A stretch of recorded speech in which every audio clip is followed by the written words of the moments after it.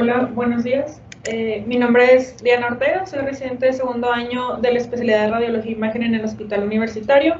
El día de hoy hablaremos sobre el tema de cirrosis hepática e hipertensión portal, siendo mis maestros asesores para la clase el doctor Matías Salinas Chapa y el doctor Adrián Negrero Osuna.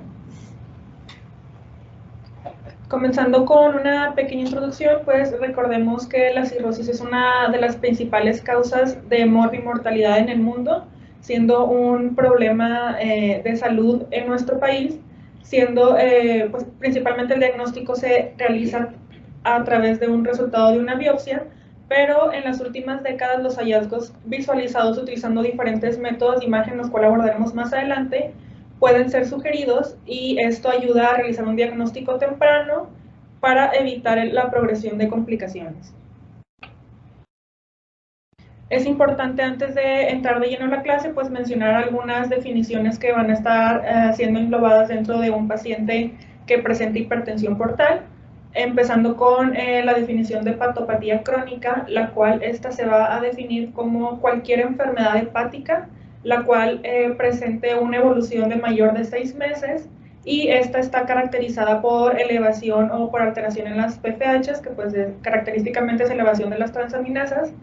Y dentro de del espectro de hepatopatía crónica, pues como ya lo mencioné, puede incluir cualquier enfermedad, siendo, por ejemplo, la hepatopatía no alcohólica, la hepatopatía alcohólica, o las causadas por virus como la hepatitis C o la hepatitis B, también hepatitis autoinmune, colangitis esclerosante, medicamentosas, entre otro tipo de enfermedades. La esteatosis se va a definir como un acúmulo de triglicéridos adentro de los hepatocitos, siendo por definición histológica cuando hay una infiltración mayor del 30%. Cuando hay un daño constante y un aumento en la progresión de la esteatosis, se va a progresar a un estado de fibrosis, el cual se define como un depósito progresivo tanto de colágeno como de matriz extracelular en los hepatocitos y en el parénquima, el cual pues se va a observar en la mayoría de las enfermedades hepáticas que presenten una evolución crónica. Tanto la fibrosis como la esteatosis son estadios reversibles, por lo tanto es muy importante tenerlas en cuenta, ya que en estos estadios pues el paciente va a poder tener una regresión de su enfermedad para evitar una progresión hacia una enfermedad más avanzada, que ya pues es una cirrosis. Si la fibrosis continúa, el daño continúa y no se detiene, el paciente finalmente va a desarrollar una cirrosis, la cual, pues, como ya todos sabemos, esto es un estado irreversible. Y también la hipertensión portal, que este ya es como un aumento de la presión del sistema venoso portal, que va a presentar repercusiones sistémicas y otras complicaciones. Esto solamente es un esquema de cómo la enfermedad iría avanzando poco a poco a un estado un poco más complicado, empezando pues con un hígado sano, posteriormente con un grado de esteatosis, que como ya mencioné, la esteatosis y la fibrosis son estadios reversibles, que si no se tiene el daño hacia el hepatocito va a progresar una cirrosis, y esta cirrosis posteriormente puede progresar a un hepatocarcinoma y a una hipertensión portal si no hay un correcto manejo de las complicaciones. Hablando sobre datos generales, la cirrosis hepática representa o presenta 800,000 muertes anuales. En Estados Unidos existe una incidencia de 200 casos por cada 100,000 habitantes, siendo más frecuente en masculinos que en femeninos, con una relación 2:1, y habitualmente se presenta en pacientes que presentan un rango de edad entre los 50 y los 60 años, aunque pues esto puede ser muy variable, ya que pues últimamente en las últimas décadas el consumo de alcohol, que es la causa más frecuente en el sexo femenino, pues ha ido aumentando o ha incrementado, asociado que también pues recordamos que la cirrosis puede ser causada por alguna otra etiología. Entonces, por ejemplo, en una paciente que presenta una hepatitis autoinmune o una hepatitis viral, pues también se puede presentar en edades un poco más jóvenes. Como ya mencioné, el alcoholismo es la causa más frecuente y el 12% de los pacientes que presentan alcoholismo van a desarrollar cirrosis. Algunas de las etiologías de la cirrosis hepática, como ya lo volví a mencionar, el alcohol es por mucho la causa más frecuente, se menciona que aproximadamente para decirse que tiene un riesgo de desarrollar cirrosis, un paciente debe de consumir aproximadamente 80 gramos por día de alcohol. En segundo lugar se encuentran los virus que son hepatotropos, como el virus de hepatitis B, hepatitis C y también el virus delta cuando este está asociado a una coinfección por virus de la hepatitis B. También la etiología podría ser por una esteatohepatitis no alcohólica, por una hemocromatosis, que esto pues es una enfermedad hereditaria en donde se va a producir una sobrecarga hepática en forma de hierro adentro de los hepatocitos, que esto va a condicionar la muerte del mismo y va a aumentar la síntesis de colágeno y pues la progresión de cirrosis. También algunas causas son la enfermedad de Wilson, que también es una enfermedad hereditaria, que esta se caracteriza porque afecta a una proteína que se encarga de la transportación del cobre en el plasma. Entonces, esto va a condicionar que el cobre se acumule en el hígado y pues con un desarrollo de cirrosis. También hay otras causas autoinmunes, medicamentosas, entre otras un poco menos frecuentes. La fisiopatología, pues recordemos que va a existir un acúmulo de fibrosis y de colágeno en el parénquima en los hepatocitos, y con un daño constante estos van a condicionar, se va a condicionar más bien una necrosis de estos mismos, los cuales cuando van avanzando se van a formar nódulos de regeneración, que estos van a ser el intento del hígado por compensar la pérdida de la función del mismo. Algunos de estos nódulos de regeneración, que habitualmente son menores de 1 centímetro, van a sufrir atipias, y es cuando se presentan los nódulos displásicos. Y algunos de estos nódulos displásicos van a presentar atipias, y es cuando ya se pueden considerar cambios por hepatocarcinoma. El diagnóstico de la cirrosis pues se puede hacer por diferentes maneras. Cuando un paciente presenta una cirrosis descompensada, que esto quiere decir que... ¿Me pueden cambiar las...?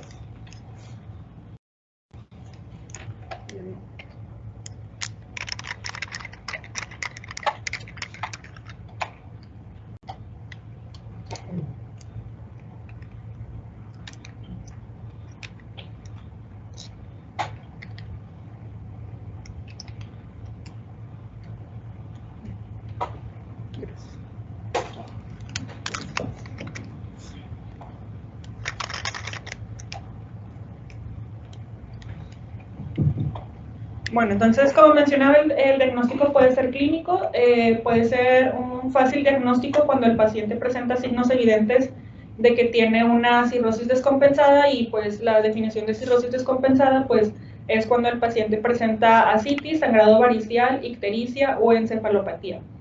Esto aunado pues al antecedente de la historia clínica de que el paciente presenta alcoholismo crónico, y también asociado a resultados de laboratorio que van a ser alteraciones en las PFH. Entonces, cuando un paciente presente una cirrosis descompensada, junto con estos datos de laboratorio y el antecedente, pues es fácil realizar el diagnóstico. El reto es cuando un paciente presenta el antecedente, pero se encuentra en etapas tempranas de la enfermedad, o cuando está en un estadio incipiente, es cuando se vuelve un poco complicado realizar el diagnóstico, y es aquí cuando el tratante se va a basar de algún otro tipo de estudio para poder realizar el diagnóstico. Dentro de los estudios en los que nos podemos ayudar, nos podemos basar, principalmente va a ser el ultrasonido, que habitualmente va a ser el primer estudio de imagen que se solicite en estos pacientes, ya que pues prácticamente es un estudio barato, fácil de hacer, que se puede repetir, y es importante mencionar que el ultrasonido pues nos va a servir para realizar el diagnóstico, para valorar la progresión de la enfermedad, y también para valorar alguna complicación en dado caso de que ya el paciente presente un estado de hipertensión portal. El ultrasonido en este tipo de pacientes está indicado realizarlo aproximadamente cada 6 meses como seguimiento de la enfermedad, y también para valorar o como screening en dado caso de que el paciente presente alguna lesión o ya un hepatocarcinoma. También el otro estudio que se puede realizar es una tomografía, la indicada es una tomografía de abdomen contrastada, Como ya todos sabemos, puedes realizar el protocolo trifásico, que incluye pues la fase arterial, venosa y la tardía a los 3 minutos. La tomografía también se puede solicitar en estos pacientes, sobre todo cuando se encuentra alguna lesión en el hígado que se quiere pues valorar con mayor detalle. Para esto se pide el protocolo a los 3 minutos. Y también se puede pedir la tomografía en dado caso de que se quieran valorar otras complicaciones que no se pueden observar directamente con el ultrasonido. La resonancia habitualmente no se solicita o no se pide de rutina, pero es un estudio que pudiera ser auxiliar en dado caso de que se quiera valorar alguna lesión que se encuentre en estos pacientes. Y también uno de los métodos en las últimas décadas que ha aumentado y que ha sido de mucha ayuda en este tipo de pacientes es la elastografía tanto por resonancia como por ultrasonido. La biopsia, que era habitualmente como se realizaba el diagnóstico, en los últimos años ha dejado de ser usada o de ser utilizada, ya que pues es como todos sabemos, es un método invasivo y pues nunca se corre, más bien pues se corre el riesgo de presentar alguna complicación, sobre todo en estos pacientes que si su enfermedad pues ya presenta pueden llegar a presentar alteraciones en los factores de la coagulación con mayor riesgo de sangrado. Entonces, habitualmente se prefiere realizar otro tipo de estudios de imagen para poder realizar el diagnóstico dejando al lado la biopsia. Como datos generales, los signos o los datos que vamos a poder encontrar en un paciente que presenta cirrosis van a ser constantes en la mayoría de los estudios de imagen, y hay algunos datos que podemos observar en una hepatopatía o en una cirrosis en un estadio temprano o en un estadio incipiente, los cuales se encuentran remarcados con el recuadro amarillo. Y estos son el hígado aumentado de tamaño en etapas tempranas, con aumento del espacio periportal, aumento de la cisura interlobar y también aumento de la fosa vesicular. Todos estos datos los podemos observar cuando un paciente está en estadios tempranos o en fases incipientes, por lo tanto, pues hay que tenerlos en cuenta de que pues estos datos son los que se van a presentar en estos pacientes para que no se nos pase ningún paciente y pueda realizar un diagnóstico temprano. Y los datos en un paciente que va a tener una enfermedad un poco más avanzada, pues ya presenta un hígado de contornos irregulares con una disminución o una atrofia del lóbulo hepático derecho, con un aumento del lóbulo caudado y del lóbulo hepático izquierdo, esto llamado redistribución de su volumen. También puede llegar a presentar varices, shunts portovenosos, la presencia de múltiples nódulos de regeneración dentro del parénquima y esplenomegalia, entre algunos otros datos que veremos más adelante. Hablando ahora sí sobre cada uno de los estudios de imagen, pues iniciando con el ultrasonido, recordemos que habitualmente es de los primeros estudios que se van a solicitar en estos pacientes, ya que pues es barato, prácticamente tiene una técnica fácil y usualmente es un estudio que se puede realizar rápido, pues dependiendo del tipo de paciente, ¿verdad? Y además de que no utiliza radiación.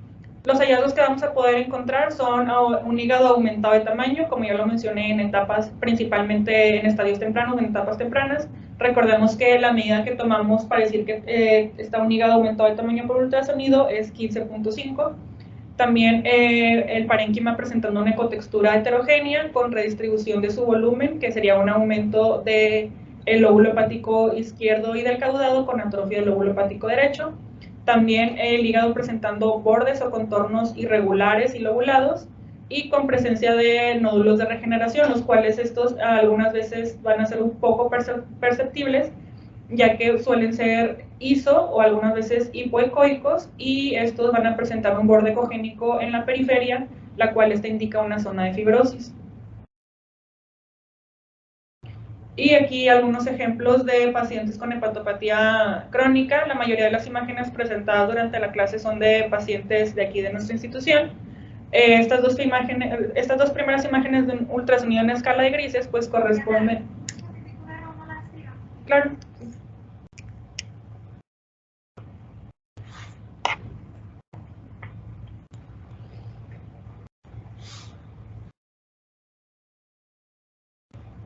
Bueno, tenemos dos imágenes de ultrasonidos en escala de grises. De nuestro lado izquierdo tenemos el lóbulo hepático derecho en una proyección más o menos a nivel de la fosa hepatorenal. Bueno, se ve de características pues, heterogéneas. Bueno, se ve características de ecotextura rugosa, más ecogénico, con múltiples, bueno, yo le veo nódulos más hipoecóicos en su interior. Y pues del lado izquierdo, derecho, perdón, es el lóbulo hepático pues izquierdo, y bueno, donde está el puntero, después es el espacio periportal, que está ya como que aumentado de volumen. Y pues creo que eso es todo. ¿Cómo ves los bordes? Los bordes los veo más nodulares. ¿Podría señalar en dónde tienen?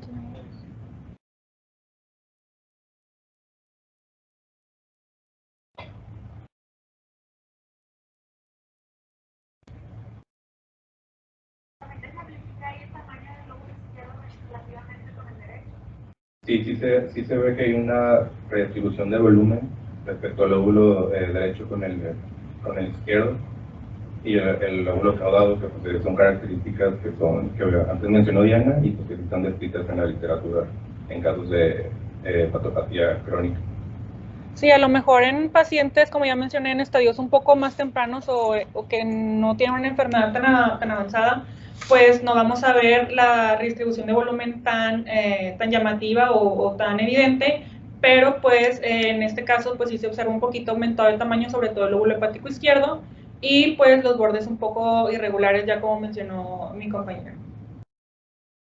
También hay otras imágenes, no sé si...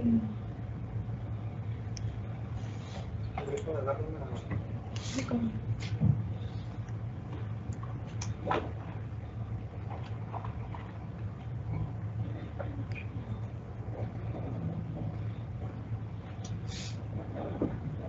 Bueno, aquí se escucha, ¿verdad? Aquí tenemos 3 imágenes. Creo que no se oye. ¿No? Creo que no se oye. ¿Sí se oye? Tenemos 3 imágenes de ultrasonido en escala de grises, en topografía del hígado. La primera vemos con un transductor convexo, y pues lo primero que llama la atención es un hígado aumentado de su tonicidad. Y también vemos igual los bordes irregulares, nodulares, y una de las complicaciones que también vemos en la cirrosis o en la patopatía, pues asociado al líquido libre citis o perihepático.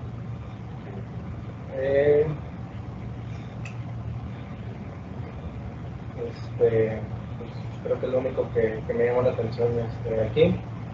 En esta imagen, también una escala de grises en topografía del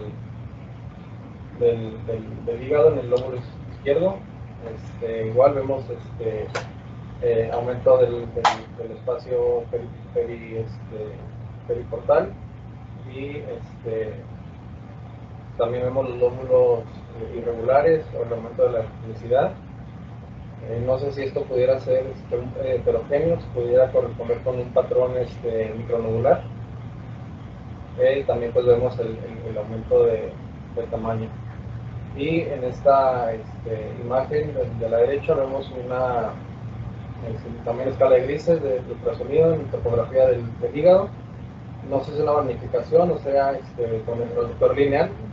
Y vemos cómo el borde hepático, que es una parte importante del protocolo, caracterizarlo con el lineal, que nos da esa mayor definición. Y vemos los bordes nodulares y además asociado a líquido libre perihepático.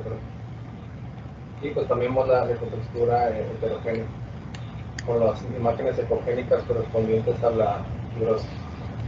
Ok, muy bien. Sí, ya como mencionó Diego, siempre es importante en este tipo de pacientes, sobre todo cuando no tengamos pues francamente unos bordes nodulares, nos podemos ayudar de la utilización del transductor lineal para tener un mayor acercamiento hacia los bordes del hígado y observar a mayor detalle estos y pues confirmar la presencia de los bordes irregulares. Pues este caso representaba un estadio de cirrosis más avanzado que el paciente previo.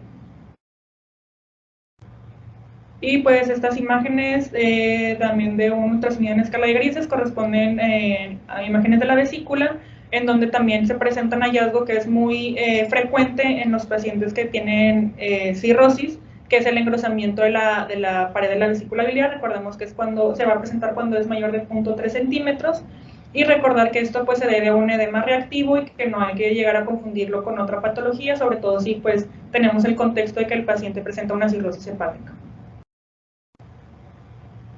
El ultrasonido Doppler también nos va a ser de gran utilidad en este tipo de pacientes, ya que nos va a ayudar a describir o a identificar algunas características que el paciente puede presentar, sobre todo en pacientes que ya tienen están en un estadio de hipertensión portal, algunos de estos datos van a ser la presencia de un flujo hepatofugal, que esto pues se refiere a que el flujo de la vena porta, en lugar de acercarse al hígado, se aleja, y pues es importante siempre checar los parámetros al momento de realizar al momento de revisar la vena porta, ya que pues depende mucho de cómo lo estemos abordando y también de los parámetros que tengamos acomodados en nuestra escala de color. También otro dato es el diámetro aumentado de la vena porta, más adelante hablaremos un poco más de esto. Disminución de la velocidad de la misma, pérdida del patrón trifásico de las venas suprahepáticas, las cuales van a disminuir la amplitud de sus oscilaciones, adquiriendo una morfología un poco más aplanada. Y también otro dato es que aumenta el índice de resistencia de la arteria hepática por arriba de 0.7. Recordamos que la arteria hepática va a manejar un índice o va a ser una arteria de baja resistencia. Hablando sobre la elastografía, que pues también es uno de los métodos que últimamente han estado siendo de gran ayuda para este tipo de pacientes, ya que pues ayuda al abordaje terapéutico del paciente, también incluye la progresión de la enfermedad y la valorar la presencia de complicaciones que se puedan llegar a presentar en el futuro. La elastografía va a consistir en evaluar la rapidez de la propagación de las ondas a través del parénquima, y esto pues van a estar influenciadas por la rigidez del parénquima. ¿Cuál es el principio? Pues esto se va a basar en que se va a emitir un pulso mecánico que va a producir una onda elástica, que esta se va a transmitir a través del parénquima hepático. Esta onda de ultrasonido, que sigue la onda mecánica, va a medir la velocidad de la propagación de la onda, y la cual va a ser proporcional a la rigidez del tejido.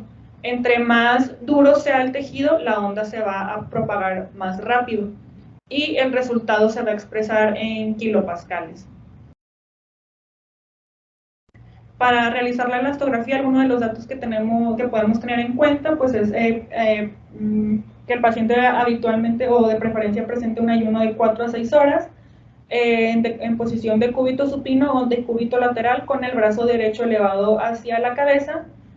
Localizar el transductor pues preferentemente en un abordaje intercostal en lóbulo hepático derecho, y nos podemos ayudar de la respiración del paciente, pedirle que realice pequeñas apneas para poder tener una mejor adquisición de la toma o de las muestras.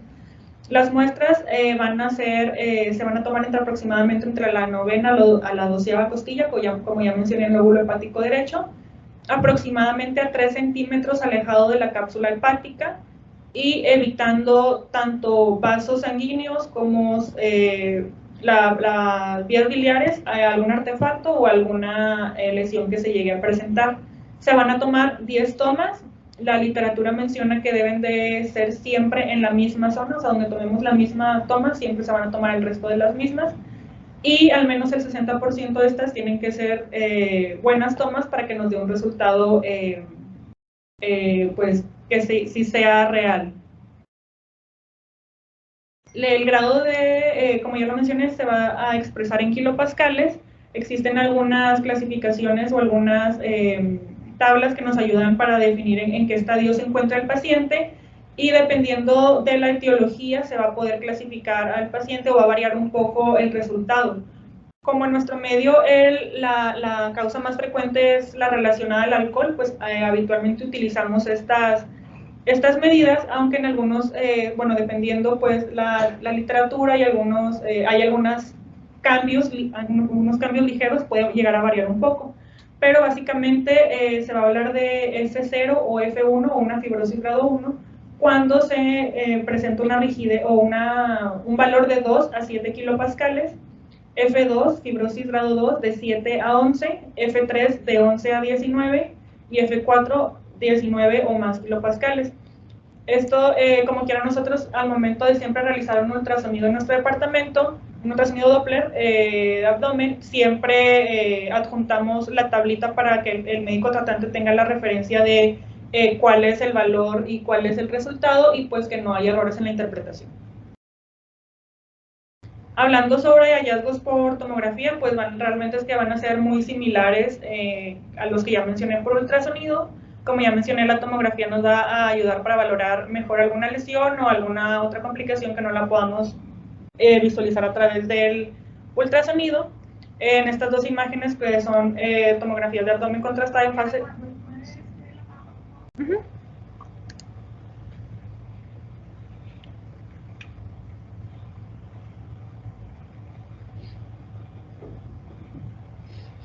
Aquí tenemos lo que son dos imágenes de un TAC, un corte axial, a nivel de lo que es el hígado y el vaso. Podemos ver que del lado izquierdo tenemos en la ventana el hígado, podemos ver que tiene una disminución en su tamaño en general, con los bordes lisos están más lobulados y el aumento de la densidad que está rodeando tanto el lado del hígado como el lado esclínico, podría decirle que es como un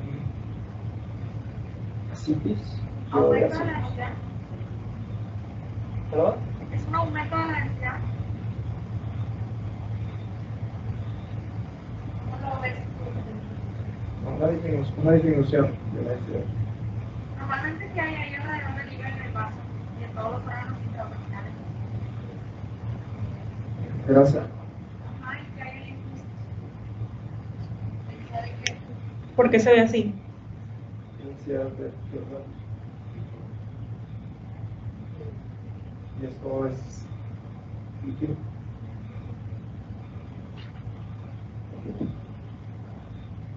Ok, entonces es casi el líquido. ¿Y el esferoide? O sea, en realidad, respecto al hígado y al vaso no está aumentada la densidad.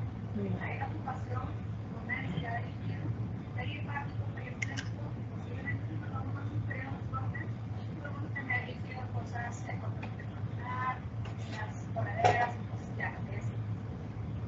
Ok, es un estudio simple o contrastado. Era contrastado. Ah, perdón. Entonces, Pensé que me estaba preguntando.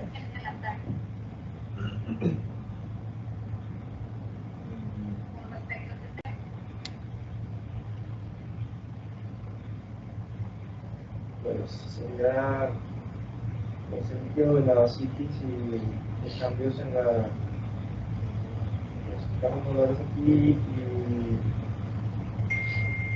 el aumento del tamaño de la porta. Ahora no se ve esa forma, ¿verdad? Pero ¿cómo ves el vaso? El vaso tiene la megalia. Creo que es un poquito mejor de tamaño. Y en la imagen de la derecha se ve la vena cortada donde se ve el tamaño. ¿Cuánto debe medir normalmente el hígado?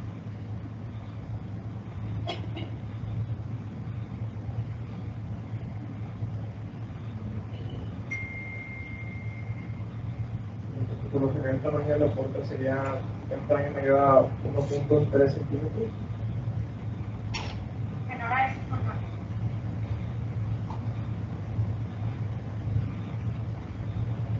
Mayor a 1.3. Estaría normal. Mayor a 13 milímetros se considera dilatado. Lo que ves allá alrededor de la estructura de la forma de esa forma.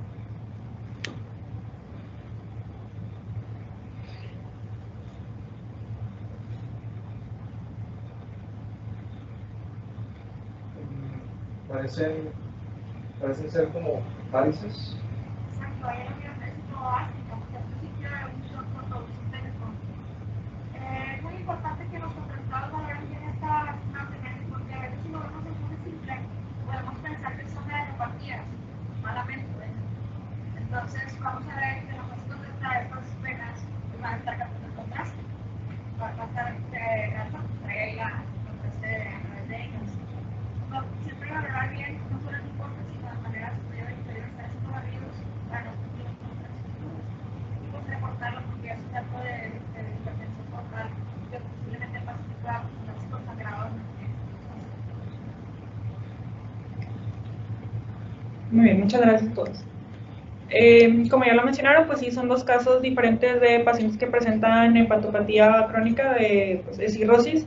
Y en esta imagen solamente quería representar otro de los datos que ya les había mencionado, que en este caso pues es un paciente que ya tiene una cirrosis avanzada, sobre todo lo sabemos porque pues aquí presenta una recanalización de la vena paraumbilical, que ya lo mencionaremos más adelante, pero también es para ejemplificar que, como ya mencioné, en estadios tempranos o en estadios incipientes, en los pacientes que no presenten tantos datos por imagen, se puede observar un aumento del espacio interstisural o el aumento también del espacio de la fosa vesicular, que como mencioné, pues son datos que se pueden presentar en un paciente en etapas tempranas. Y estas otras imágenes representan también en un paciente con hepatopatía crónica, en donde se presentan múltiples nódulos en el parénquima hepático, en un parénquima que presenta una densidad heterogénea, y corresponden a nódulos de regeneración, los cuales los podemos identificar ya que estos no presentan variaciones o no presentan cambios de la densidad cuando se comparan las tres fases, tanto arterial, venosa y tardía, y que pues esto es muy frecuente encontrarlos en estos pacientes y a no llegar a confundirlos con un hepatocarcinoma, que recordemos que la característica del hepatocarcinoma es que va a presentar lavado, que pues la definición es una lesión que se observa hipodensa respecto al resto del parénquima hepático en fases tardías, ya sea venosa o a los 3 minutos. Hablando sobre un poquito la hipertensión portal, esta se define como una condición clínica en la cual se presenta una presión hidrostática en el territorio venoso portal por arriba de 5 milímetros de mercurio, pero no se considera clínicamente significativa hasta que esta presión llega por encima de 10 milímetros.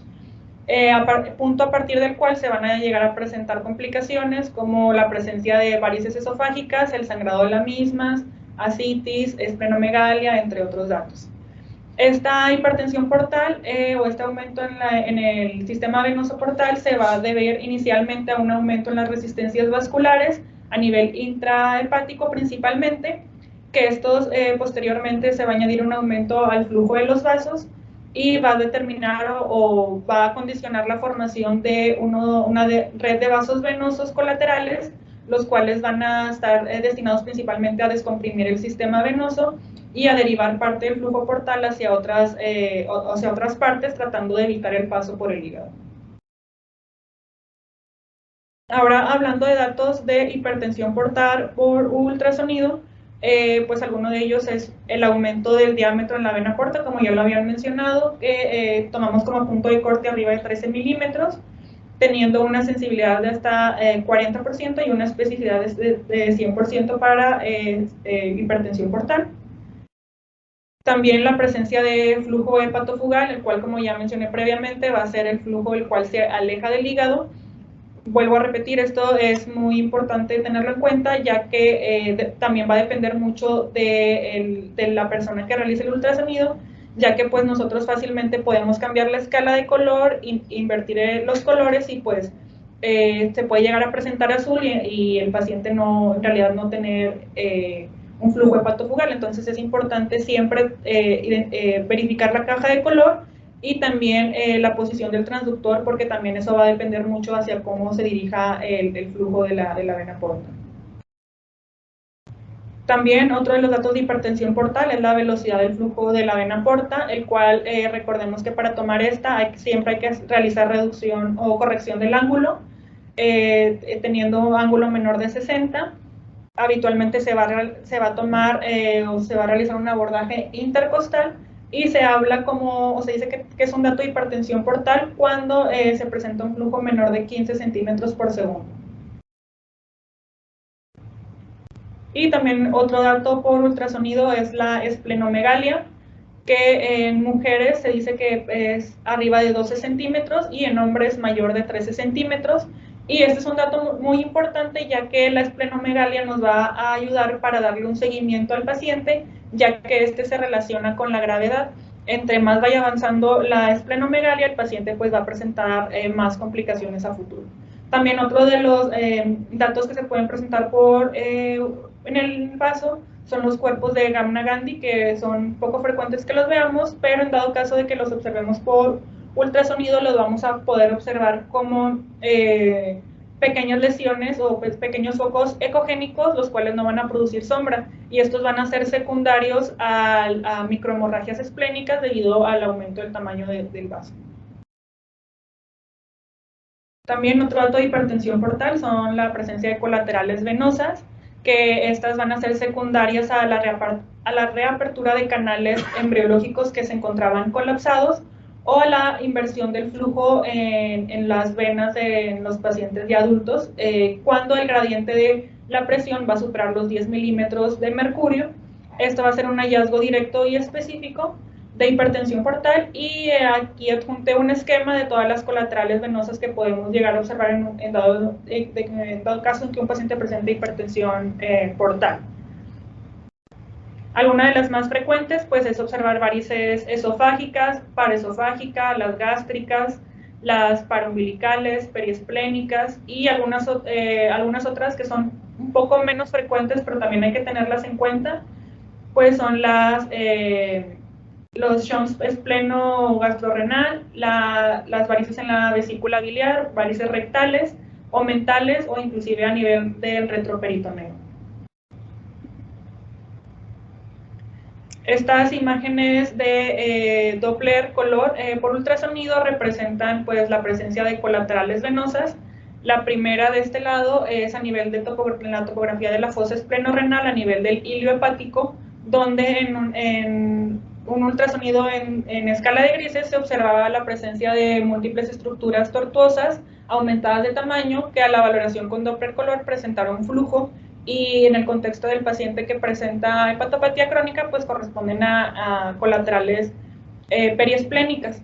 Y estas otras dos imágenes, tanto la superior como la inferior, también presenta en el contexto de un paciente con hepatopatía crónica. De hecho podemos observar que el hígado presenta bordes nodulares con presencia de líquido, y en topografía del ligamento falciforme se observa una estructura la cual a la valoración con Doppler color presenta flujo que fue correspondiente con la recanalización de la vena paraumbilical. Esta la vamos a poder identificar fácilmente porque la vena paraumbilical se va a originar de la rama izquierda de la vena porta y va a discurrir por el ligamento falciforme y después va a descender por la pared abdominal. Aquí está representada, que nace de la rama izquierda de la vena porta, posteriormente sube por el ligamento falciforme y después ya desciende hacia la topografía del ombligo.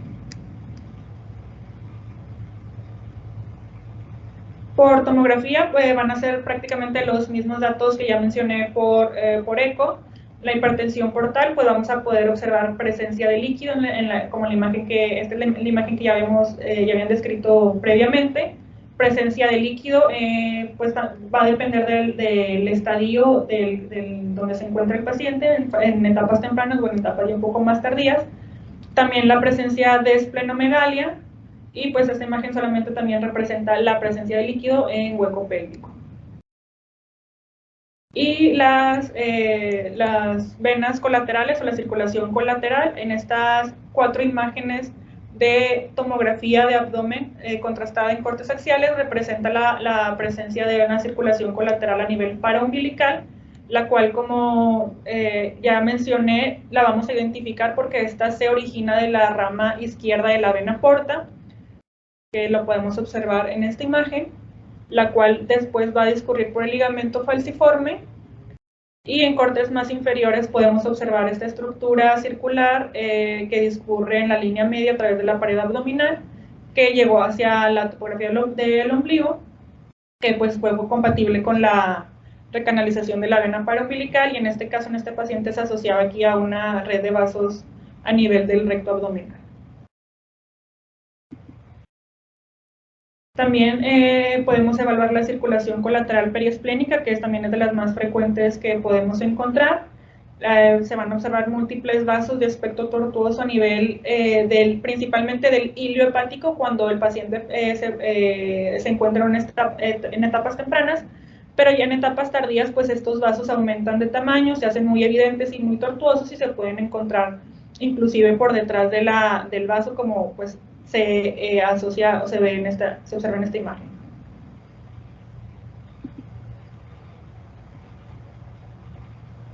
También se pueden llegar a observar colaterales periesofágicas, que este caso está muy padre porque pues son muy evidentes. Aquí pues tenemos el esófago y alrededor de este se observan múltiples vasos de aspecto tortuoso. Ya como mencionó Carly, es importante que en estos pacientes no se les confunda con adenopatías, seguir todo el trayecto de los vasos, y pues recordando siempre el contexto del paciente que tiene ya una hepatopatía crónica y que ya está presentando datos de hipertensión portal.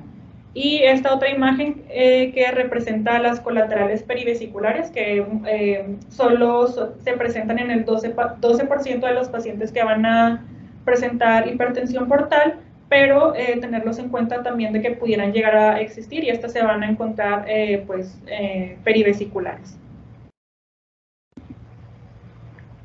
Y también algunos otros datos que se pueden llegar a presentar es la colopatía, la gastropatía y la enteropatía por hipertensión portal, que esto van a ser secundarios por cambios en la microcirculación de la misma mucosa. Y hablando de colopatía, pues bueno, hablando en general, pues esto se va a observar como edema submucoso, ya sea del colon, del estómago o del intestino delgado. Estas dos imágenes, la primera del lado izquierdo, pues representa todo el edema submucoso que se presenta tanto en el colon ascendente, colon transverso y colon descendente. Podemos observar un engrosamiento y además el paciente presentaba líquido de ascitis. Y en esta segunda imagen observamos lo mismo, que solamente que esta es una gastropatía por hipertensión portal, donde observamos el mismo edema mucoso a nivel del estómago. Entonces, pues, tenerlo en cuenta que se puede llegar a presentar en los pacientes que ya tienen una enfermedad avanzada, en una hipertensión portal. Y esta tablita la quise adjuntar, ya que, como mencioné, la causa más frecuente habitualmente va a ser el alcohol, pero también hay que tener en cuenta que pues no es la única etiología que va a condicionar una hipertensión portal, y podemos tener algunos otro tipo de enfermedades o algún otro tipo de condiciones que nos pueden llegar a una hipertensión portal. Entonces, pueden llegar a presentarse causas intrahepáticas o extrahepáticas. La intrahepática se divide presinusoidal, sinusoidal y posinusoidal, y la extrahepática prehepática y poshepática. Entonces, solamente como para tenerlo en cuenta, en dado caso de que estemos en un paciente que tenga datos de hipertensión portal y no tenga una cirrosis por alcohol, pues tenerlo en cuenta que puede ser cualquiera de estas causas. E investigar un poquito más sobre antecedentes y la historia clínica. Hablando un breve sobre las complicaciones en estos pacientes, pues una de ellas es la trombosis de la vena porta, la cual estos pacientes van a tener un riesgo aumentado de desarrollar trombosis debido a la disminución de la velocidad del flujo y pues a que estos pacientes pues ya de base tienen un trastorno en la coagulación. Siempre es importante al momento de evaluar el flujo con Doppler de la vena porta, pues checar que nuestros parámetros estén adecuados para evitar confusiones y que no se presenten falsos positivos o falsos negativos. Y pues en este caso, esta tomografía corresponde a, es la misma paciente que el ultrasonido, esta imagen de ultrasonido, en el cual pues se le solicitó precisamente la tomografía para valorar a mayor detalle la trombosis portal y confirmarla, y pues efectivamente a nivel de la rama principal de la vena porta se observa este defecto de llenado hipodenso, el cual fue compatible con trombosis. Es importante mencionar que siempre que estemos evaluando bueno, siempre en todos los casos, ¿verdad? Pero más especial atención en un paciente que estemos realizando una tomografía y el paciente tenga cirrosis, pues siempre checar las estructuras vasculares para que no se nos pase, en dado caso de que exista una trombosis, ya sea de la vena porta o también podría llegar a ser de la mesentérica o de la esplénica o de algún otro vaso. Y la cavernomatosis portal, que también la vemos muy frecuentemente en los pacientes, sobre todo que ya tienen una trombosis portal repetida. Se dice que esta se va a desarrollar en un largo de aproximadamente 12 meses, y esto la vamos a poder observar por ultrasonido, como a nivel del hilio hepático, en topografía de la vena porta, como múltiples estructuras tortuosas aumentadas de tamaño que van a presentar flujo. Y pues esto es secundario a la formación de colaterales venosas de los vasos vasorum de la vena porta por una trombosis repetida, como ya mencioné.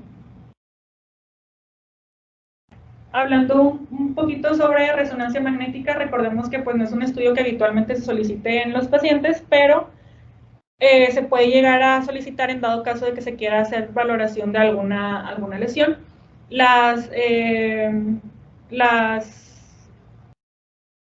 Se me fue la palabra. Las secuencias que nos van a poder ayudar, que nos van a ser auxiliares, van a ser T1 en fase, fuera de fase, T2 FATSAT, T1 contrastado y agregar difusión en caso de que se presente alguna lesión. Datos de cirrosis por resonancia magnética, pues para no ser repetitivos, ya son los mismos que ya presentamos previamente, tanto por ultrasonido como por tomografía. En este caso se presentan dos ejemplos de imagen. La primera corresponde a un T1 y la segunda a un T2 de un paciente que presenta cirrosis. Podemos observar el hígado que presenta bordes irregulares con un aumento discreto del lóbulo hepático izquierdo. Y en T2, el T2 nos va a ayudar para evaluar la presencia de fibrosis, que esta la vamos a poder observar como tabiques hiperintensos en el parénquima hepático, que no sé si se alcance a observar, pero corresponden a estas líneas o estas líneas hiperintensas que se observan en el parénquima, que pues son compatibles con fibrosis. La secuencia de T1 nos va a ayudar para diferenciar zonas de infiltración grasa o diferenciar zonas infiltradas por hierro o fibrosis, la cual la vamos a ver hipointensa y la grasa la vamos a ver hiperintensa. Este ejemplo de dos imágenes de resonancia magnética en un corte axial de T1, la primera corresponde a un T1 en fase y la segunda a un T1 fuera de fase, en un paciente que presenta esteatosis hepática, y estas secuencias nos van a ayudar fácilmente para diagnosticar la esteatosis, y la característica que vamos a poder observar es que al momento de comparar tanto el fase como el fuera de fase, en el fuera de fase vamos a observar un decaimiento significativo de la señal en el parénquima hepático, como se observa en esta imagen. Si observamos bien, esto se observa más hipointenso que como se observa en la secuencia de en fase. Como recordatorio o como dato, pues un hígado sano va a presentar la misma intensidad tanto en fase como fuera de fase. Entonces, cuando exista un cambio, cuando exista una hipointensidad en el fuera de fase, podemos hablar de esteatosis. En la secuencia de T2 vamos a observar la fibrosis, la cual se va a observar hiperintensa, y las lesiones sospechosas las vamos a poder observar de intensidad intermedia. Como ya mencioné, la fibrosis la observamos hiperintensa y la grasa hipointensa. En esta primera imagen, que pues corresponde a un T2, podemos observar hacia segmentos 2 y 4, a este nivel, una pequeña disminución de la intensidad en relación al resto del parénquima. Aproximadamente aquí a este nivel se observa un poquito más hipointenso, que esto es en relación a esteatosis, la cual pues la vamos a observar hipointensa en T2. Y esta segunda imagen de un paciente que presenta cirrosis hepática, observamos como la presencia de bandas fibrosas, hiperintensas, que pues son compatibles con fibrosis. Hablando de lesiones que podemos observar por resonancia, los nódulos de regeneración, que como ya mencioné son frecuentes encontrarlos en los pacientes que tienen cirrosis hepática, en T1 los vamos a ver de intensidad variable, usualmente isointensos. En T2 los vamos a poder observar hipointensos. Los nódulos displásicos en T1 también van a tener una intensidad variable, llegando a ser iso o hiperintensos. En T2 van a ser hipointensos y en secuencias contrastadas no van a presentar realce. Y el hepatocarcinoma en T1 lo vamos a ver de una intensidad variable, siendo la característica principal que en T2 va a presentar una hiperintensidad franca con un realce evidente en fases contrastadas, que en fases un poco más tardías va a presentar lavado y que pues a la difusión va a presentar restricción. Estas dos imágenes de resonancia con acercamiento al hígado en corte axial pues representan hallazgos en un paciente con cirrosis hepática. La primera imagen corresponde a un T1 y la segunda imagen corresponde a un T2, donde en la imagen de la correspondiente al T1 pues observamos un hígado de intensidad heterogénea, pero se nos dificulta observar alguna lesión. Si la comparamos con la T2, que ya se observa, podemos llegar a observar estas pequeñas nódulos o estas pequeñas imágenes redondeadas hipointensas, que pues en el contexto del paciente corresponden a nódulos de regeneración. Recordemos que estos se van a observar hipointensos en T2, como lo mencioné previamente. Y en T1 pues va a depender mucho de cómo se van a ver, pero usualmente, como ya mencioné, van a ser isointensos. Estas otras tres imágenes que son del mismo paciente que las imágenes previas, la primera imagen corresponde a un T1, la segunda imagen a un T2 y la tercera imagen a un T1 con contraste, en el cual en lóbulo hepático izquierdo observamos una imagen redondeada de bordes bien definidos, la cual se observa hiperintensa en T1, en T2 tiene un comportamiento hipointenso y en secuencias contrastadas la verdad es que no se observa que presente algún realce. Por lo tanto, esto es compatible con un nódulo displásico. Y estas otras cuatro imágenes que también corresponden al mismo paciente de las imágenes previas, solamente que en cortes más inferiores, aproximadamente a nivel del segmento 6, estas corresponden a imagen a un T1, un T2, y estas son secuencias contrastadas en fase temprana y en fase un poco más tardía, donde observamos en un T1 una imagen irregular, poco definida, pero sí observamos una zona que presenta una menor intensidad respecto al resto del parénquima, que esta misma zona a la secuencia de T2 se observa, ya la podemos definir de un poco más, sin embargo presenta nódulos, bordes irregulares y presenta características de hiperintensidad que a las secuencias contrastadas va a presentar realce de la misma lesión, presentando lavado en fases más tardías. Esto, características compatibles con un hepatocarcinoma.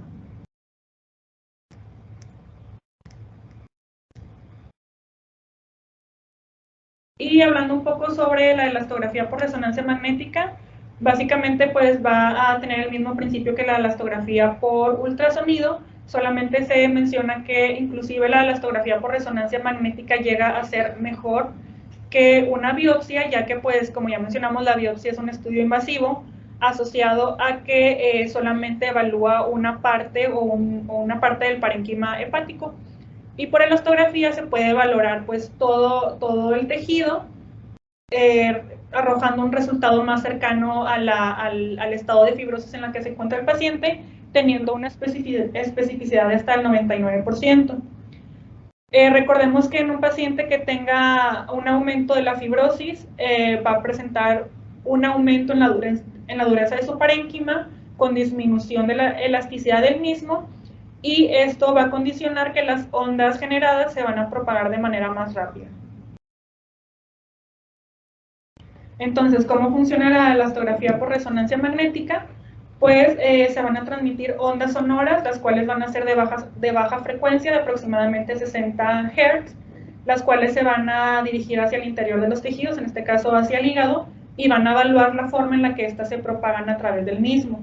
Para eso se va a utilizar o se va a colocar sobre el abdomen del paciente un conductor circular, el cual se va a conectar a una manguera que se va a encontrar conectada hacia una bomba neumática, la cual habitualmente está localizada en la sala de máquinas, la cual va a generar las ondas, se van a transmitir hacia el hígado y estos se van a transformar en ondas transversales u ondas de cizallamiento, que después van a ser construidas o reconstruidas en imágenes y nos va a dar la información sobre el grado de fibrosis que presenta el paciente. Las imágenes que se van a obtener por la elastografía, pues habitualmente son estas tres. La primera corresponde a una imagen en crudo sobre la cual se va a hacer el reproceso de las imágenes. La segunda imagen corresponde o se le denomina ondas de imagen, que esta imagen va a permitir una referencia rápida visual de si existió o no una adecuada propagación de las ondas transmitidas hacia el parénquima hepático.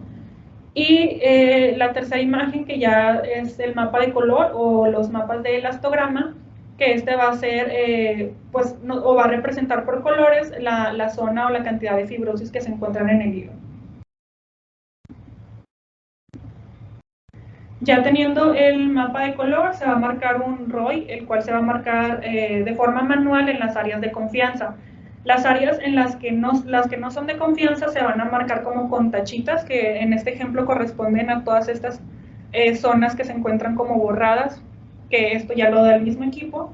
Y en la zona de confianza, que es donde se encuentra todo esto, es donde vamos a poder marcar el ROI automático, el ROI manual, y al momento de marcar el ROI ya nos va a dar el resultado, el cual también va a estar expresado en kilopascales, al igual que el ultrasonido.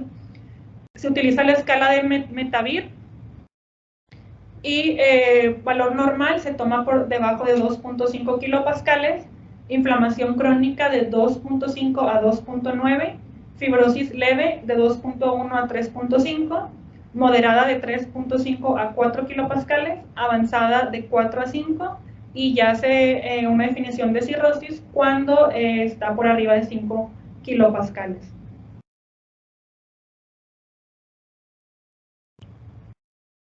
Pues ya como conclusión, los hallazgos tanto de cirrosis como hipertensión portal en pacientes que presentan hepatopatía crónica son de gran importancia tanto en el diagnóstico como en el enfoque terapéutico del paciente, ya que en estos casos las pruebas de imagen van a ser claves para realizar el diagnóstico y conocer los datos que se presentan en las múltiples modalidades de imagen que ya hablamos previamente, así como reconocer el papel que en las últimas décadas ha ido en aumento tanto de la elastografía por resonancia y tanto la elastografía por ultrasonido, ya que estas pues han estado reemplazando la biopsia, teniendo inclusive mejores resultados que esto.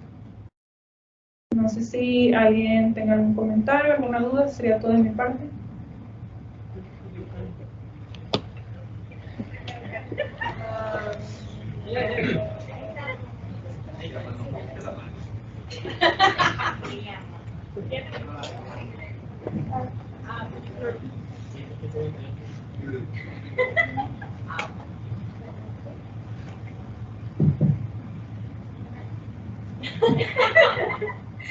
Nada más quería hacer un comentario. En cuanto al ultrasonido, que todos sabemos que puede ser uno de los que están más como en contacto con los pacientes que llegan a urgencias y que les van a pedir el ultrasonido de abdomen. Hay que recordar que aunque el paciente pues venga sin un diagnóstico de hepatopatía, que no es paciente externo, que es de difícil valoración, como quiera tratar de valorar las estructuras vasculares, que a veces pues sí es un poquito difícil, pero tratar de sacar lo que son velocidades, ver si tiene datos de hipertensión portal, circulación colateral, que pues el clínico a lo mejor no nos lo va a pedir, pero como quiera pues agregarlo dentro del protocolo que se va a estar realizando. Otra cosa, hay pacientes que, aunque busquemos la vena umbilical, muchos le empiezan a buscar o localizar en el hipocondrio derecho. Y muchas veces ahí no se va a ver tan fácil porque o el paciente no opera, o por ejemplo los hombres que muchas veces tienen el hígado hasta el tórax y que nos dificulta un poquito la visualización, a lo mejor no la vamos a poder ver en el ligamento como no aquí lo podemos ver así bonito y claro. Muchas veces, bueno, lo que yo he hecho es empezar como de abajo para arriba, buscar desde desde el ombligo, la vena umbilical, y luego ya seguir su trayecto. A veces se nos puede perder, pero es un dato muy indirecto o sugestivo de que está recanalizada esta vena umbilical. Y muchas veces no vamos a poder seguir el flujo o no va a estar completamente recanalizada. Pero si vemos uno de los trayectos permeables, pues es un dato también que nos puede sugerir que se está recanalizando. Y cuando tengan un paciente edad avanzada, que vean por ultrasonido los datos de una cirrosis, aunque ustedes por ultrasonido no vean una lesión como tal, recordar que el ultrasonido a fin de cuentas pues es un poquito limitado, que a lo mejor no va a tener la profundidad suficiente como para ver todo el hígado, y que va a depender también de si el paciente coopera o no, o si respira o no. Es sugerible la tomografía para una mejor valoración del parénquima hepático y pues descartar completamente alguna neoplasia que se esté formando y que nosotros no hayamos visto por ultrasonido. Muchas gracias, Diana, tu clase 10 de 10. Solamente quería agregar un comentario respecto a la medida que ya estuvimos considerando nosotros. Hay algunas fuentes que nos manejan que para el diámetro de la vena porta para la hipertensión portal la toman como arriba de 1.6, sin embargo aquí nosotros en nuestra institución utilizamos la de 1.3 para ya considerarla como un aumento del diámetro. Otra cosa, el hecho de que nosotros veamos un diámetro menor a esta medida no nos descarta el hecho de que el paciente tenga hipertensión portal. Es por eso también súper importante que estemos buscando la circulación colateral, ya que en fases tardías donde ya hay circulación colateral, el tamaño suele regresar a la normalidad.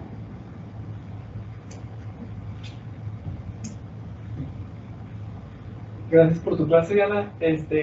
Hace unos días tuvimos la oportunidad de leer un artículo que nos compartió Eric y el doctor Ornella, y nos pareció muy interesante compartir con ustedes que el aumento y la distribución de volumen del lóbulo izquierdo era considerado en parte porque la vena porta y su trayectoria a través del lóbulo izquierdo estaba más protegida por tejido conectivo y esto no afectaba tanto la llegada de sangre a este lóbulo. Entonces por eso el lóbulo derecho se afectaba un poquito más, porque el paquete de tejido conectivo que envuelve a las ramas de la porta derecha es menor y la fibrosis o la cirrosis del hígado afecta más ahí. Otra cosa también importante era mencionarles que el doctor nos pidió que en los pacientes con datos de patopatía crónica, y si podíamos hacerle el Doppler, como dijo Karen, medir la velocidad a nivel de la porta de la rama derecha y de la rama izquierda, o sea, no solamente a nivel de la vena porta, sino de sus ramas. Si bien es un poquito más difícil, nos podría dar un parámetro un poco más exacto, considerándose ahí en el artículo con un punto de corte era de 11 centímetros por segundo para el lado derecho y de 8 para el izquierdo. Y esto era porque en ocasiones la circulación colateral, como la vena paraumbilical recanalizada, podría aumentar o disminuir la velocidad de la rama de la porta, Y en nuestro centro también los artículos consideran que cuando mencionaste un corte de 16 centímetros por segundo, y el doctor cuando lo comentamos con él, el corte para aquí para nosotros es de 18. Y por último nos ha pedido también que el vaso le podamos tomarle la histografía. Si bien la cirrosis que estamos estudiando es hepática, la rigidez que nos presenta el vaso por la elastografía, considerándose un corte por arriba de los 40 kilopascales, podría correlacionarse con futuros eventos, sobre todo de sangrado varicial o de complicaciones para los pacientes. Gracias. Las ramas portales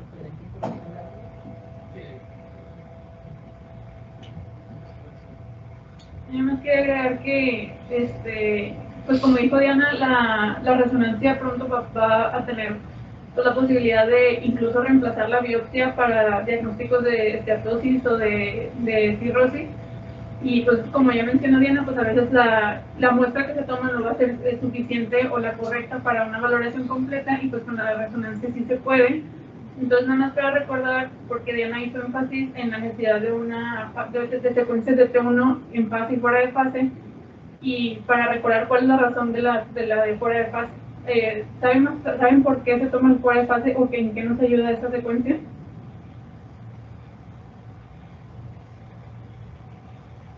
¿No? La fuera de fase nos delimita la interfaz entre tejido graso y tejido no graso. Entonces, en pacientes con esteatosis, que incluso no lo podríamos ver en otros estudios, vamos a poder ver el decaimiento de la señal que dijo Diana, porque va a haber esa interfaz entre las células que tienen tejido graso y no graso dentro del parénquima. Entonces, cuando vean que a un estudio se le está agregando una secuencia en específico, traten de investigar qué es lo que hace esa secuencia, para que no nada más sepan qué se tiene que hacer, sino por qué se tiene que hacer, y así ya no se nos olvida cuál es la secuencia que se les tiene que agregar a cada tipo de estudio.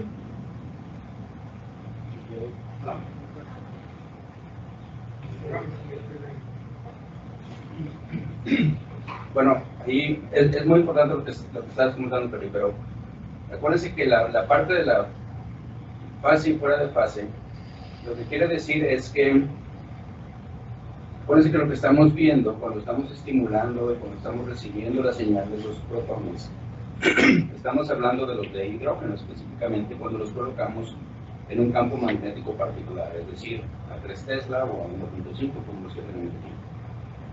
Pues resulta que ese movimiento de precisión de los protones es específico, es como una huella digital. De esa forma nosotros podemos obtener la información específicamente del hidrógeno. Pero resulta que el hidrógeno del agua y el hidrógeno de los grupos alifáticos que van de los ácidos grasos, los hidrógenos en el esqueleto, se conectan los de carbono, resulta que los movimientos de precesión son discretamente diferentes, son 2.3 partes por millón diferentes, un poquito más lentos en la grasa que en el agua, porque están un poco más fijos, vamos a decirlo así. ¿Okay? De hecho, es parte de de las diferencias que se observan en el T1 y en el T2. No voy a entrar en eso porque si no, echamos otra hora, pero el punto está en que si nosotros mandamos, voy a tratar de hacerlo rápido, si nosotros mandamos el pulso, ¿sí? de 90 grados y dejamos que se disperse, ¿okay? Y luego acuérdense que mandamos otro pulso de 180 grados para que al final choquen y formen el eco. Entonces resulta que si ustedes se lo imaginan, piensen en los movimientos del agua, ¿okay? Y los movimientos de la grasa. Cuando los volteamos 90 grados, están agua y grasa juntos, ¿okay? Pero cuando pasa el tiempo se empiezan a desfasar, ¿okay?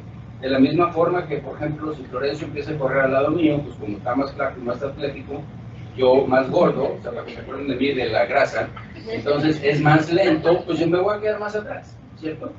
Pero va a llegar un momento, o sea, en que yo me desfaso, ¿okay? Y si en ese momento, o sea, 180 grados, ¿okay?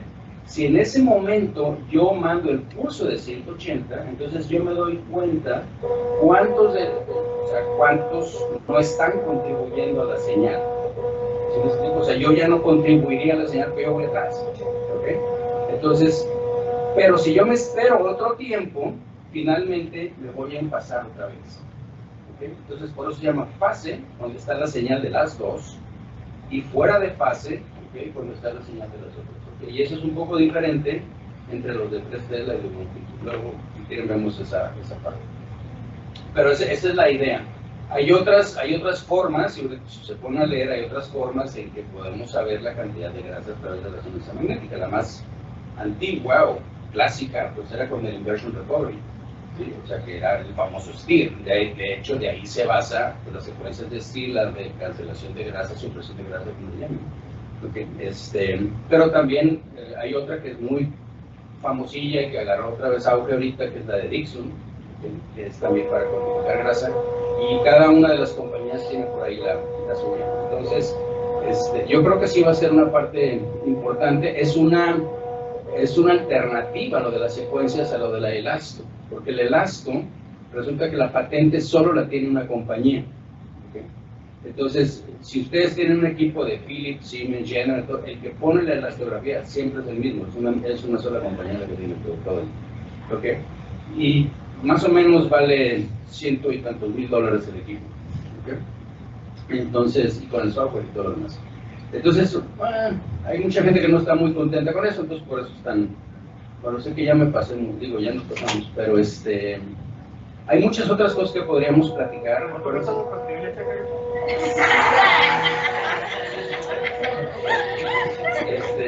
Sí, bueno, pero espera. Hay muchas cosas que podríamos platicar. Creo que hay una cosa que hay que enfatizar, que vamos a ver más, que es el NASH. ¿Okay? Digo, definitivamente es esto, ¿sí? El hecho de que esté en boga la parte de la osteografía y todo esto, yo creo que es más por eso, o sea, el crecimiento de la parte de obesidad y todo esto que está sucediendo, más lo que estamos entendiendo del NASH, bueno, pues eso probablemente va, según los pronósticos, va a ser una causa de cirrosis mucho más importante que incluso el alcohol. Entonces, digo, ya está haciendo en algunas partes, entonces creo que esa es una de las cosas que tenemos que ver. Hay situaciones, por ejemplo, que tienen que llamar la atención. Pusiste un ejemplo donde tienes una trombosis de la aorta. Y luego dijiste que el siguiente era la tomografía de un paciente. Obviamente, o no es, ahí está. O que si se fijan, este tiene una trombosis parcial, pero toda la aorta que estamos viendo está permeable. Pues no tiene una trombosis de la aorta.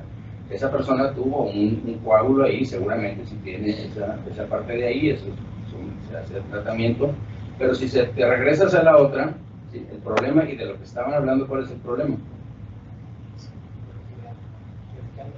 Pues las velocidades a las que lo están viendo. ¿Sí? Si tienes 22 centímetros por segundo y dijimos que tienes que tener abajo de 15, 18, 16, es igual. Digo, acuérdense que a diferencia de otras cosas, ¿sí? Hay biomarcadores, ¿sí? Hay cosas que te dicen, esta persona pues, está embarazada o esta persona es diabética. Gracias. Bueno, pero ya lo veo. O esta persona. Y te hace un diagnóstico, pero hay cosas en las cuales tenemos que, si nos estamos peleando, ya desde que ustedes están leyendo, no peleando, pero, y que uno dice 1.3 y 1.6, y digo, va a depender de 2 píxeles ahí, el que eso pues, un poco, pues, si lo angulas tantito, ¿no? Yo creo que la parte es todo el diagnóstico integral. Pero finalmente, acuérdense que es el que tú tengas esto, ya te abre, ve nomás la arteria hepática que está supliendo la parte que está teniendo ahí. ¿Okay? Y la porta nomás de entrada ahí ya no la ves, entonces tienes que bajarle bastante la velocidad para poder verla. En fin, entonces creo que eso es algo importante. La otra cosa que es importante que me ha tocado son pacientes que tienen cirrosis y que tienen encefalopatía. ¿Okay? Y ese es un problema, ¿sí? Porque empieza a ser un problema familiar. Entonces, en esos casos, sí chequen muy bien, y ahí tuviste varios ejemplos, de lo que es el shunt más importante que tienen que, yo creo que sí reportar. El de la paraumbilical y todo eso está bien, pero el más importante es el espleno renal, porque ese es el que es más grande, ¿sí? Y es el, si tienes la gráfica, es donde tienes la circulación colateral.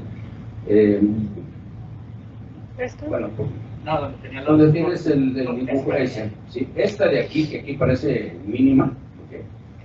Realmente la espleno renal o el espleno retroperitoneal hace que tengas un shunt, ¿sí? Importante, tan importante que de repente tú ni siquiera ves varices.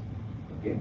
Entonces dice, no, pues es que su cirrosis no es tan grave, porque la manera típica es que van con el gastro, le hacen la endoscopía y no tiene cirrosis. ¿Okay? Si no tiene no tiene varices. Si no tiene varices, el amigo piensa que tiene una presión abajo de 12, abajo de 10. ¿Sí?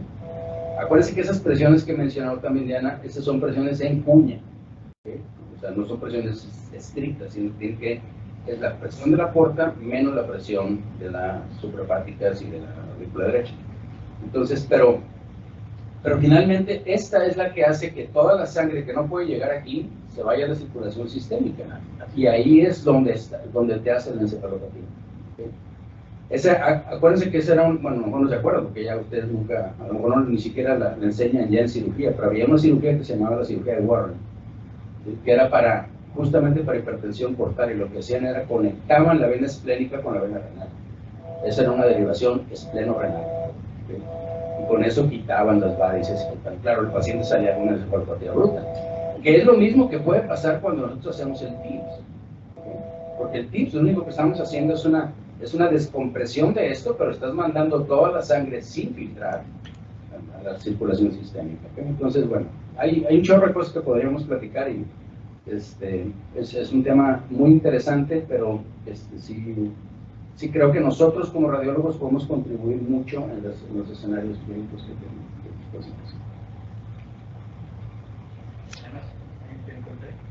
Bueno, rápidamente, nada más para R1 y R2, que son los que van a estar en el eco.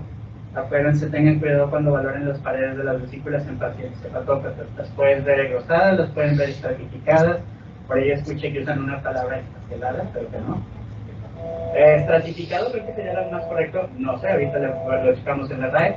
Y acuérdense, ¿cuál es el mecanismo de esa aparente engrosamiento? Bueno, más bien de ese engrosamiento. Ahí medio lo estuvo bien. Ahí está. La congestión hepática y que todas esas venas vesiculares drenan, son afluentes de la vena porta. Entonces, les digo porque a veces, bueno, ahí se ve, pues no se ve tan, bueno, no se ve, pero les digo porque en la vecina me habían tocado varias en las que se ven muy especificadas y pues sí parece, sí simula una colitis. Entonces, más ahí ya tienen que poner un doctor de la clínica, todo eso más para que tengan cuidado. Y ya no.